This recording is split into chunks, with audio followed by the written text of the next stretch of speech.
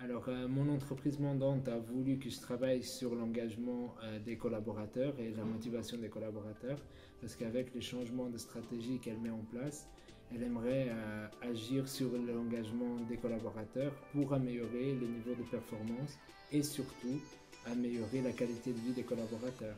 Donc, des trois types d'engagement existants, moral, calculé et affectif, je me suis concentré sur ce dernier parce que c'est celui qui est le plus corrélé à des meilleures performances et meilleure qualité de vie au travail pour les collaborateurs.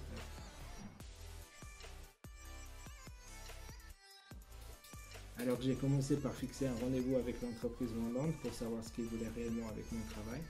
Ensuite, j'ai pris 1 mois et demi pour lire toute la littérature possible sur la problématique. Ensuite, ça m'a aidé à construire le questionnaire. Je suis parti sur le terrain pour faire l'étude Conti, Cali ensuite pour étoffer mes résultats. Et finalement, j'ai mis des recommandations basées sur les résultats, plus des liens avec la littérature. Alors pour le temps, c'est très basique. J'ai fait un échéancier de toutes les étapes que je devais faire, de la plus simple, lire un document jusqu'à la retranscription des interviews. Et du coup, j'avais ce fil rouge qui me disait ce que j'avais à faire. Du coup, au niveau stress, il était beaucoup plus réduit puisque je savais où aller.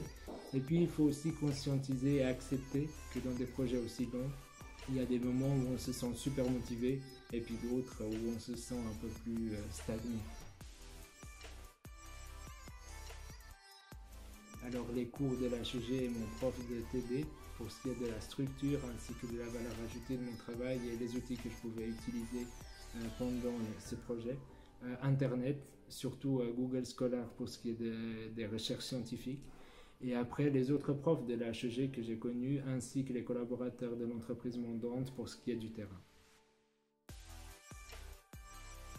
Alors, premièrement, j'ai beaucoup appris sur le sujet. Je pense même que je vais me spécialiser dans le domaine par la suite. Mon entreprise a beaucoup aimé mon travail.